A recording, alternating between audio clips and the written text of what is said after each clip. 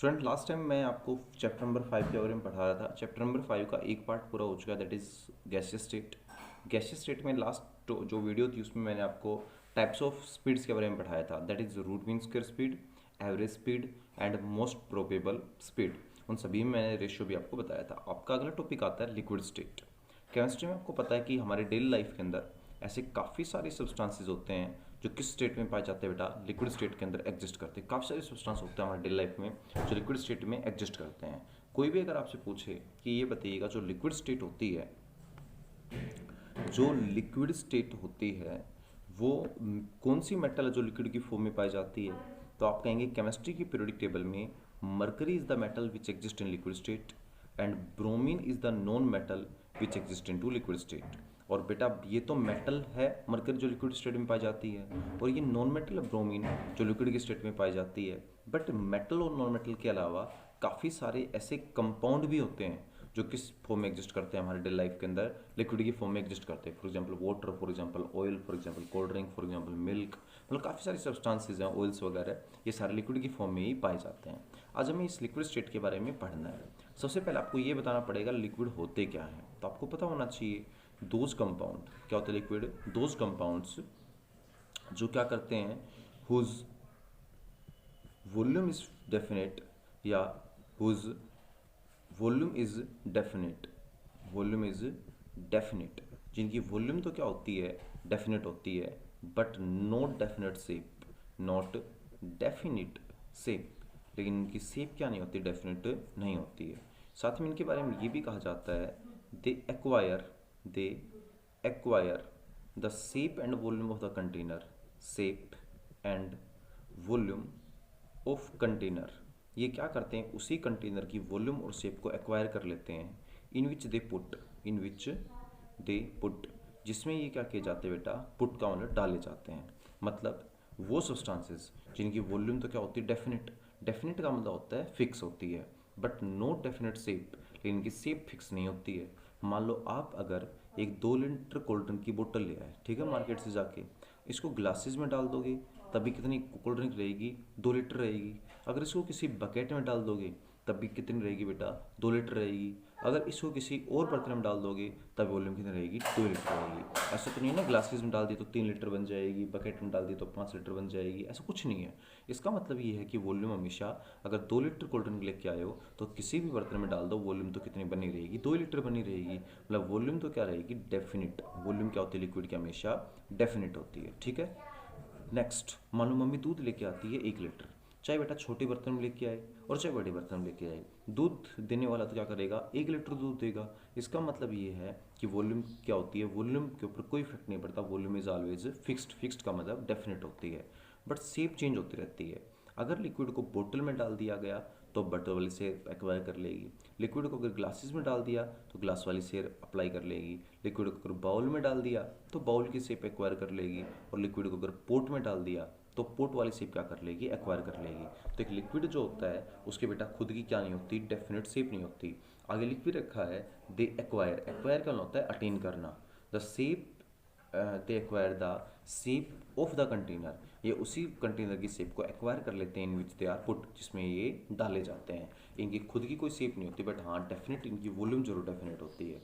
Liquid के अगर examples की बात करें तो आपको अच्छी तरह से पता है कि लिक्विड के एग्जांपल्स में वाटर आएगा, लिक्विड के एग्जांपल्स में ऑयल आएगा, आपके पास मिल्क भी क्या हो सकता है, लिक्विड के एग्जांपल में हो सकता है, कोल्ड ड्रिंक वगैरह सारे लिक्विड के एग्जांपल है। मरकरी और ब्रोमीन भी क्या है, लिक्विड ही है।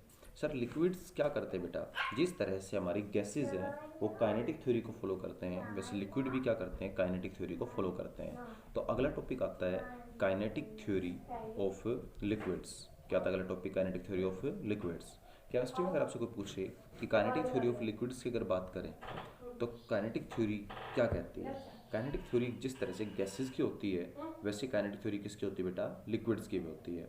और काइनेटिक थ्योरी ऑफ लिक्विड्स में हमें ये समझाया जाता है कि पहला पॉइंट ये है, all the liquids are made of, जितने भी लिक्विड्स होते हैं वो मेड ऑफ का मतलब होता है बने होते हैं। All the liquids are made of small particle, सारे के सारे लिक्विड किस मिलके बने होते हैं, स्मॉल पार्टिकल से मिलके बने होते हैं। All the liquids are made of small particles, ठीक है, सभी पार्टिकल स्मॉल से मिलकर बने होते हैं। दे मे बी एटम, ये पार्टिकल क्या हो सकते हैं, एटम भी हो सकते हैं, और ये पार्टिकल क्या हो सकते हैं बेटा, मोलिक्यूल भी हो सकते हैं। सेकंड आपका पॉइंट ये कहता है कि particles are far apart from each other, particles are far apart, far apart का मतलब होता है एक दूसरे से क्या होते हैं, फ्रॉम ईच अदर, एक दूसरे से दूर दूर होते हैं। बट याद रखना गैस इतने दूर दूर नहीं होते, गैस के पार्टिकल तो काफ़ी दूर दूर होते हैं, लेकिन लिक्विड के पार्टिकल गैस की कंपेयर में थोड़े क्लोजर होते हैं। सो इसका मतलब क्या हो गया, समवट, समवट का मतलब कुछ, somewhat, forces are exist between them, forces are exist between them. इस वजह से बेटा गैसेस पार्ट लिक्विड के पार्टिकल्स में थोड़ी बहुत फोर्सेस क्या कर जाती हैं, एग्जिस्ट कर जाती हैं। अब गैस के पार्टिकल तो बहुत दूर दूर थे, उनमें तो फोर्सेस का मतलब ही नहीं है, बट लिक्विड के पार्टिकल गैस से जितनी दूर नहीं होते, थोड़े क्लोज भी होते हैं, इसलिए गैस के लिक्विड के पार्टिकल्स में थोड़ी बहुत फोर्सेस क्या कर जाती हैं, एग्जिस्ट करती हैं। सर यहाँ पर ग्रेविटेशनल फोर्स अप्लाई होती है, आपको याद होगा कि आपने पढ़ाया था मैंने कि सर उस पे मतलब किस पे, गैसेस पे ग्रेविटेशनल फोर्स अप्लाई नहीं होती, बट लिक्विड पे के पार्टिकल्स पे ग्रेविटेशनल फोर्स एप्लीकेबल होती है। अगर मैं पानी को ऊपर से डाल लूँगा तो सिंपल सी बात है, पानी किधर गिरेगा, नीचे गिरेगा। टैप ओपन करते ही पानी हवा में उड़ता है, टैप ओपन करते ही पानी नीचे आता है, सिंपल सी बात नीचे आता है। बट गैसेस हमेशा ऊपर की तरफ उड़ती हैं, क्योंकि ग्रेविटेशनल फोर्स गैसेस पे तो अप्लाई होता नहीं है, लिक्विड के ऊपर हमेशा ग्रेविटेशनल फोर्स क्या हो जाता है, अप्लाई हो जाता है। साथ में एक और चीज़ बताई जाती है कि जो गैस के लिक्विड के पार्टिकल्स होते हैं उनकी काइनेटिक एनर्जी टेम्परेचर के डायरेक्टली प्रोपोर्शनल होती है। If you increase the temperature, kinetic energy of liquid particles is increases. अगर आप टेम्परेचर को इंक्रीज करेंगे तो काइनेटिक एनर्जी है वो क्या हो जाएगी, लिक्विड के पार्टिकल्स की इंक्रीज हो जाएगी। ठीक है, चलो इतना तो आपने कर लिया। अगला पॉइंट क्या आता है, अगला है हम पढ़ेंगे कुछ प्रॉपर्टीज़ के बारे में। कुछ प्रॉपर्टीज़ में आपकी पहली प्रॉपर्टी है लिक्विड के पार्टिकल्स के बारे में, या लिक्विड के बारे में कुछ प्रॉपर्टीज़ के बारे में स्टडी करना है। पहली प्रॉपर्टी कौन है, वेपर प्रेशर आपकी पहली प्रॉपर्टी है। अब आप पूछेंगे वेपर प्रेशर क्या होता है, तो ध्यान सुनिएगा। मैंने क्या लिया, एक लिक्विड लिया लिक्विड, मैं जैसे लिक्विड को नीचे से क्या करना स्टार्ट करूँगा, हीट करना स्टार्ट करूँगा। भैया लिक्विड को हीट करेंगे तो कॉमन सेंस वाली बात है, लिक्विड की क्या बनेंगी, वेपर्स। और केमिस्ट्री कहती है कि वेपर्स, लिड का मतलब ढक्कन के ऊपर जो प्रेशर लगाती है, that pressure is known as vapour pressure. तो कोई भी अगर आपसे पूछे कि जब भी किसी लिक्विड को हीट किया जाता है तो लिक्विड के ढक्कन के ऊपर जो प्रेशर अप्लाई होता है उस प्रेशर को क्या नाम दिया जाता है, वेपर प्रेशर नाम दिया जाता है।